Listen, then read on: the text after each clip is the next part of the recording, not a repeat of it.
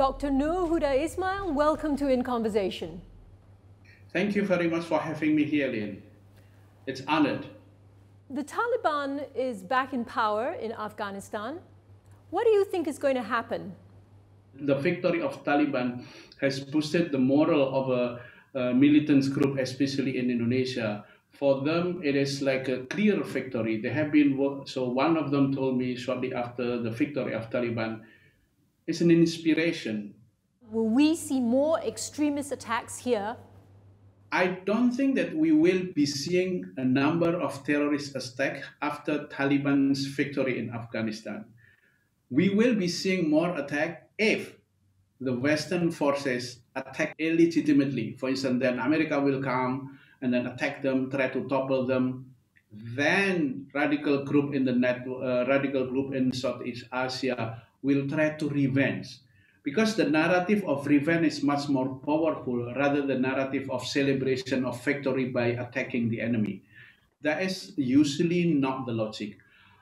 But what I do really worry will be Taliban cannot control, Taliban cannot fully govern its territory. And this is now is happening. Those ungoverned territory will be a fertile ground for transnational terrorist group to come, regroup, like what Jamaah Islamiyah did 20 years ago. And this is something that we need to be aware, we need to be worried.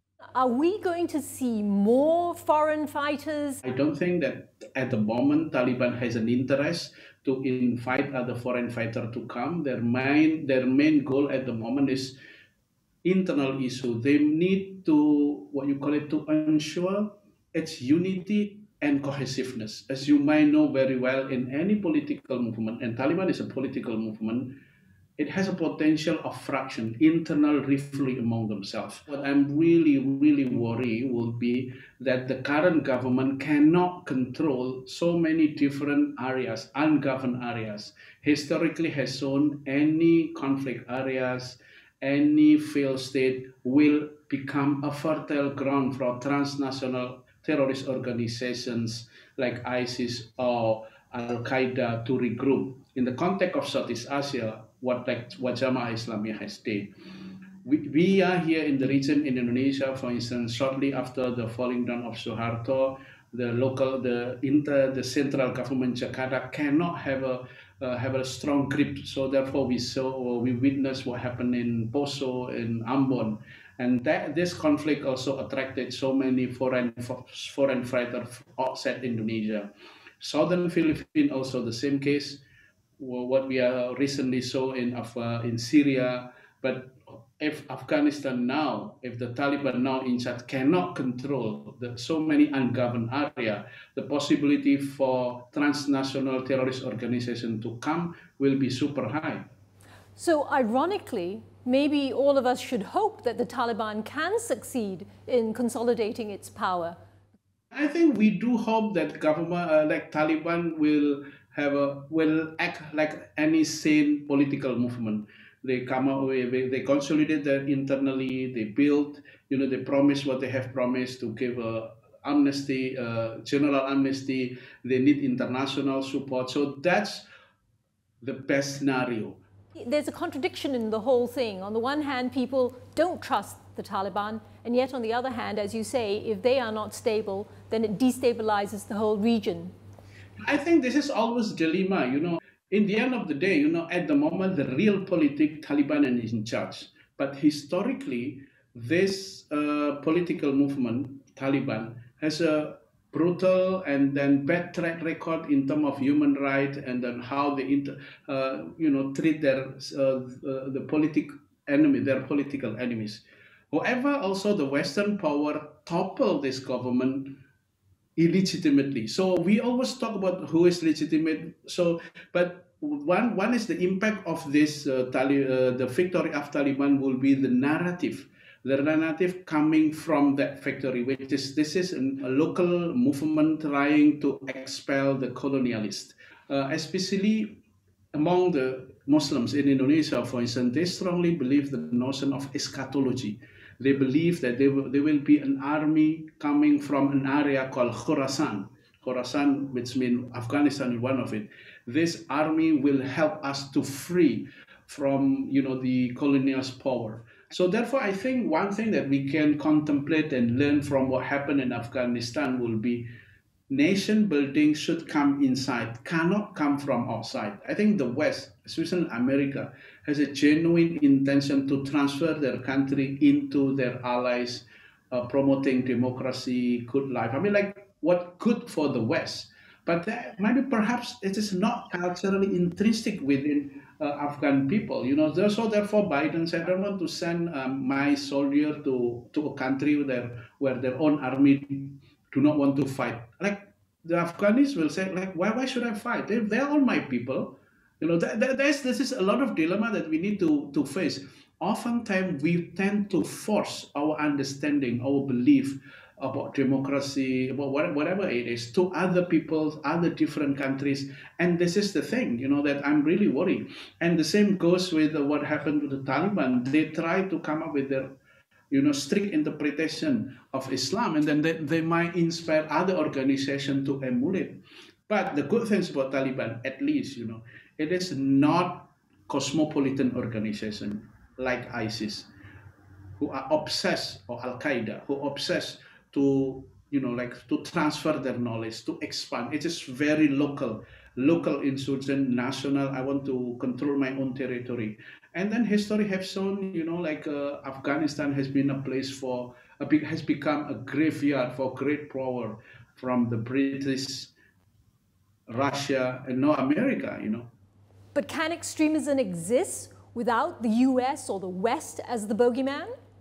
There is no single narrative. And as you said, using America as a boogeyman has been very powerful to create, to mobilize support, because in the region is still now, especially in Indonesia, very few who are very supportive to the Americans' involvement in Muslim countries, especially in Afghanistan. Looking at what happened in Afghanistan and in Iraq, and also in Syria, they always use this specific narrative. Look how the West has been working very hard to destroy Islam or something like this. And this is the thing that we need to contextualize with the social media.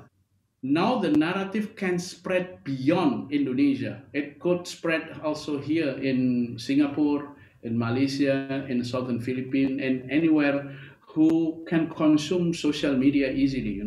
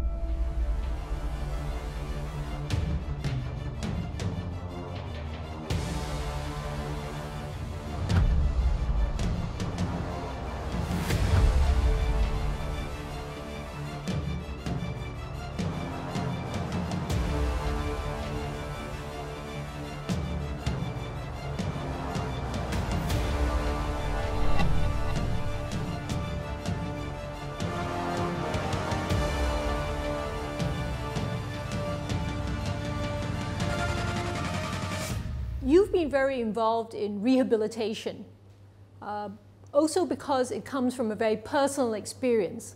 My dad sent me to an Islamic boarding school. It turned out the boarding school was founded by the co-founder of Jamaah Islamiyah. And 15 years later, I realized that many of my friends were deeply involved in a number of atrocities in the regions. And I established the Institute for International Peace Building, specifically helping for those who get involved in violence to start new life. It has been challenging, difficult, but after seeing some of them manage to graduate from my program and they become a productive member of society, because I employ them in my cafe called Food for Peace. So because in the food business, you can always serve, talking to people, respecting the difference. So officially, these people are reformed. Now this reform, recruiting others. So it's a create what I call multi-level marketing of kindness. one member get members, one member get members, and those who already renounce violence, I dub them as a credible voice. No, I working with them closely, establish a community website, and also using their voices. I produce film, so as to create conversation so that the community can get deeply involved. Like this is why, in response, for instance, what happened in Afghanistan, in Taliban now, I can still in touch for individual who used to fight in Afghanistan, who used to have a contact with Taliban, so they can share personally their experience. And this is why I never call my program as a de-radicalizations, because what I call them only disengage. Even those who already work with me, they are part of the my initiative, they was still super happy to see the victory of Taliban. Like let me think, maybe, so they don't want to use the violence in the country, but the idea of changing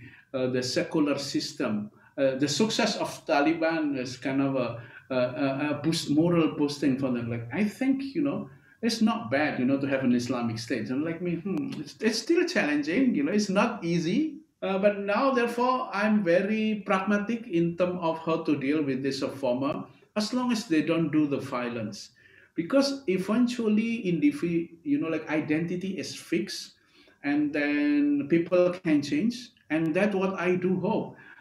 For now, what happened with so for now, I think it's a bit utopian to ask those who already part of the network and can be fully recover, and then full like a normal like us, like me. Huda, when you talk to this extremist, and you have interviewed hundreds all over Southeast Asia, also in the Middle East, do any of them, though, turn around to you and say, I don't want to talk to you. You have been co-opted by the West. You have a Western academic education. You're a PhD. You don't understand what I'm feeling.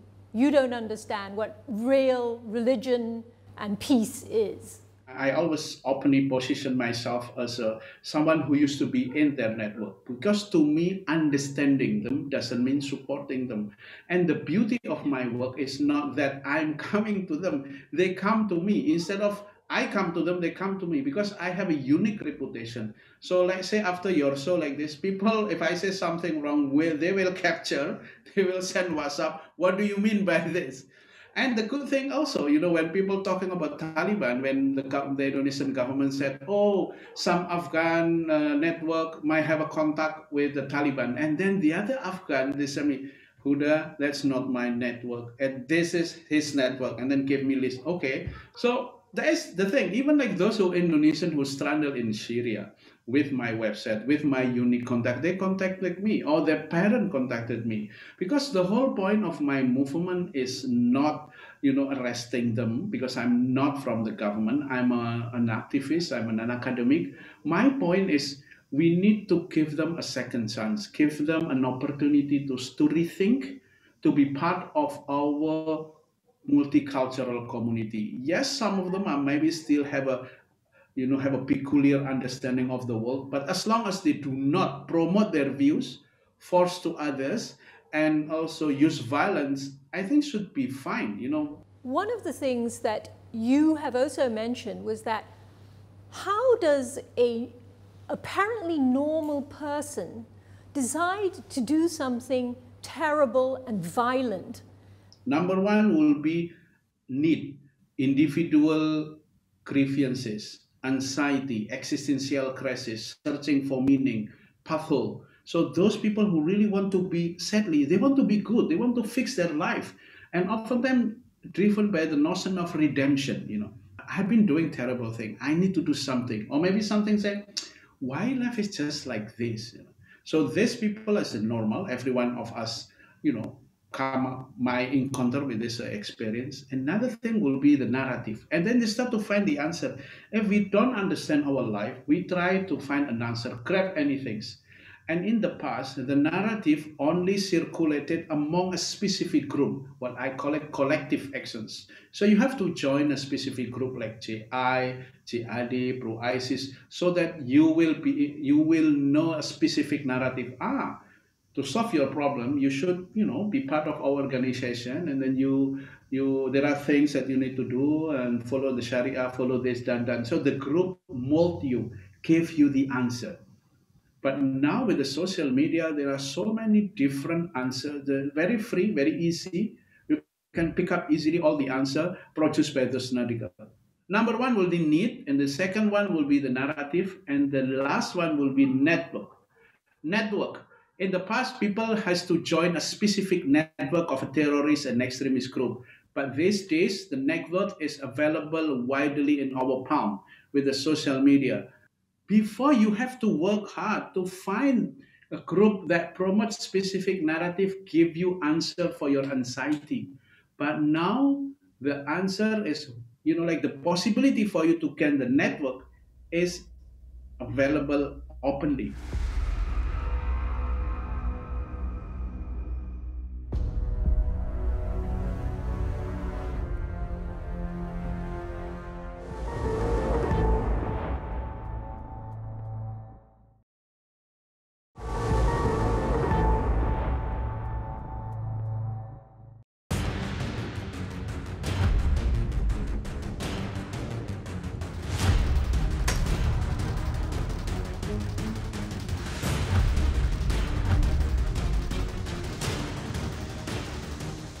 You say that the extremist groups, especially the ones who believe in some form of violence, are not the same though. I think we cannot lump all the violent extremist group in Indonesia in the same box. At least there are two type of Islamic group in the Indonesia. One, what we know of Jamaah Islamiyah. These organizations more soft in terms of engaging with the public, so it's very hard to detect. They distinguish between violent tactic and also cultural tactic. And the other one called JAD, Jamaah Ansaruddaullah, or pro-ISIS.